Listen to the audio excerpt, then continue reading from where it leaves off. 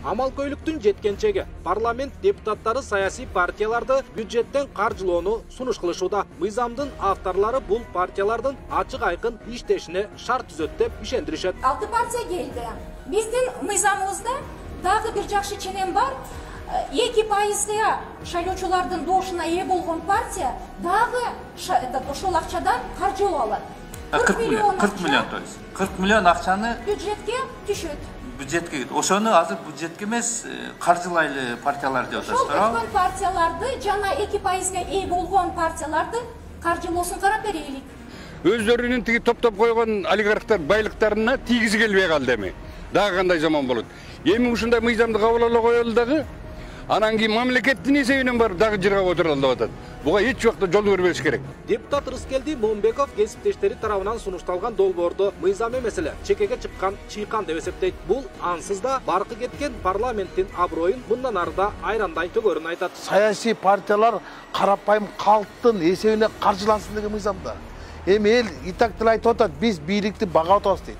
Эми партиялар да баккан бизге мойнубузга илескен депчи. Мындай мыйзамдар менен биз барбаш керек. Эмне үчүн партияны карапайым эл каржылаш керек. Анткени салык элдики да, бийликте код бийликтин акчасы жок. Саясий партиянын мааниси таптакыр башка жака бурулуп баратат. А бу жерде мамлекет каржыласа, албетте мамлекет ушул саясий партиянын башкаруусуна кирип атат да. Саясат таануучу Бекболсун Бөрүбашев муну чоң жаңылыштык катары сыпаттайт. Партияларды, олигархтарды элдин эсебинен каржылаганды коюп, калктын аялуу катмарына жардам бербейлиби деп туталанат.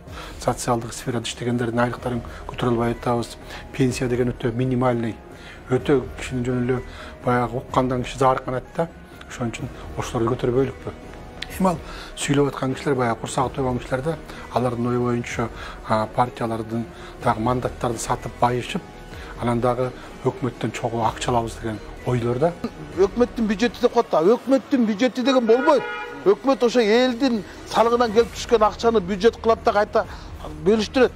Мындайча айтканда бүт акча бул элдин акчасы. Анан эл эми баарын баккан аз келгенсип эми сотторду баккан аз келгенсип, аткаруу бийлиги, мыйзам чыгаруу бийлиги, сот бийлиги, үч бийликти баккан аз келгенсип эми дагы партияларды багат деген бул чынын айтканда ыймандуу мыйзам эмес да, бул гумандуу мыйзам эмес, бул тумандуу мыйзам да. Авторлар партияларды мамлекеттик каржылоо, парламентаризмди өнүктүрөт. Жыл сайын 16-20 миллион сом сарптап, өлкөнүн келечегин аныктай турган сапаттуу партияларды даярдайбыз дешет. 1999-жылы кабыл алган саясий партия жөнүндөгү мыйзам бар.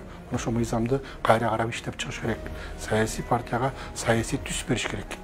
Ошондо акчасы жок, акыл менен келген партиялар келет. Bunların her bir partiyaga girgen adamlar var milyonerler. Anan alar karjıloo деген bul emne деген ey.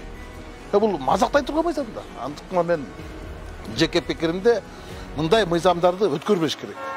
Мен бул мыйзамга караманча каршымын. Бул мыйзамды андан да талкуулоонун кажети жок. Азыркыдай убакытта, азыркыдай кырдаалда бул элдин кыжырын келтире турган мыйзам. Бул мыйзам оппозициялык партияларга каршы иштеп калышы ыктымал деген коркунучта жок эмес дешет эксперттер. Саясий партиялар мамлекеттен каржылоо алса, акча алса, бул саясий партия бул мамлекеттин көзүн карап калат да, мамлекетке зависимый болуп калат да. Андай болсо, бул саясий партия өзүнүн нукра маанисин жоготуп коет. Анда бул саясий партия мейли, бул государственно-партийный симбиоз болуп калат. Мало того, что алар чоң айлык менен бюджетти 120 бесполезный личность, жанагы эт чапкычтардын элитасы чогулуп алып туруп, ошол жерде мамлекеттин бюджеттин акчасын жеп, бирок колдорунан эчтеке келбей отурат дагы. Эми биздин партиялар дейт, олигархтардын өзүнүн акчасын аяп, эми элдин акчасы менен шайлангысы келип атат. Бул да эми партия мүчөлөрү бар байлар да. Байларга чоңураак полис совет деп коет да, саясий кеңеш мүчөлөрү чоңураак акча төлөш керек. Партия ошолордун кызыкчылыгы, партияга кимдир кирет?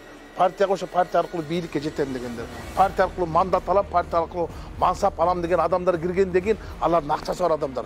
Анан алар өзүнүн немесин карапайым элдин жонуна илбеш керек да. Айтмакчы тиешелүү мыйзам долбоор парламенттин тармактык комитетинде каралып, концепциясы кабыл алынды. Долбоор Айнуру Алтыбаева, Мирлан Бакиров жана Нурбек Алимбековдор тарабынан сунуш кылынган. Шайлоо бизде болбой калды. Шайлоо системасын биз талкалап бүтүрдүк.